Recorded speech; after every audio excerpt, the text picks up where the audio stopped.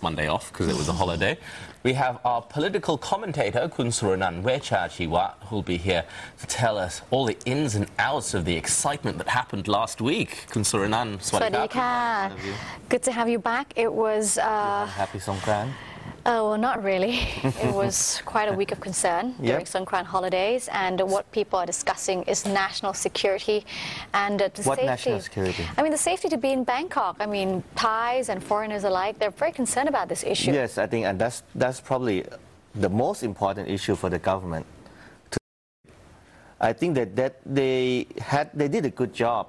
Of course, the ASEAN summit was a sham, and after the state of emergency was declared and the Prime Minister got his act together and the military took action, I think he could calm the country down in 3 days. That's what he promised from the first day of the riots to the Songkran festival. Now, everything looks fine till last Friday when there was an assassination attempt of Kunsan TS. So that's still a continuous concern. I think the priority of the government this week, of course, they're talking about economics and things like that, but it's security and how to talk to the police, talk to the military, what are the measures that has to be put in place to reassure the public that it is safe to be in this country, it is safe to be in the city, it's safe to live here.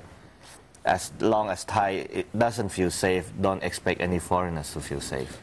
Now, I mean, last week it took place, the protests took place during Songkran, and then it got solved during Songkran, and a lot of people are out of Bangkok.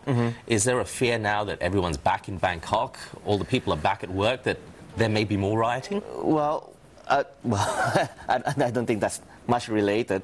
I mean, if there's riot, there's going to be a riot. So it's up to how... I think Prime Minister Abhisit yesterday in his address to the nation is much more open in terms, politically more open for questions. So this next 2 weeks when he gives the time for political parties to go back and talk to each other of what suggestions, what recommendations to resolve this conflict. And then when they come back with the recommendations, I hope it's going to be in a much better atmosphere. But now, at this week, you know, there's going to be an open session for the parliament to debate on this issue. And that's going to be the first test of the Prime Minister. If the debate goes in a civilized manner, that means, you know, everybody's being creative, everybody's giving out good recommendations, then it's fine. But if it turns out to be another, you know, cat fight, and people lose faith in the parliament or lose faith in democracy, then everybody's going to hit back to the streets. Now, he's been pretty open with the address that he made and also the points that he noted to propose amendments to the Constitution. Now, would this actually help? Is that the sticking point of the problem? It's the first step. It's like opening the door. Because the government was keeping this door shut from the beginning. They were thinking of solving the economic problems first, and they were putting back burner, I guess. Now, they can't resist it anymore. They have to open up. It's the first step. It's the first door to open. There are many more doors to open, but this is the first one. So it's a step in the right direction. Now, how sincere this will happen is also up to the Democrat Party, because there's also infighting in the Democrat Party of what actions to take, because everybody is now looking towards, if there's a real political reform, and as you read the news before, the Pheu Thai is now asking for elections, early elections, at least in the next 2 months. So everybody is trying to position themselves to take advantage of that election, to be the most advantageous position. Now, the Democrats I don't think they feel ready yet, although they look strong right now. The government looks strong after the riots, but I don't think they feel confident they will win the election if the political reform doesn't go in the right direction. But if you know, some of the people are insisting on constitutional amendments to get the TRT banned executives back, is this going to be a problem? I think what they have to do, the constitution amendment is one thing, but to try to put people to gather people back into the system. I think that's what they're trying to do, not hitting the streets on every protest or every concern. Parliament become a place where everybody feels that they is comfortable enough to participate in politics.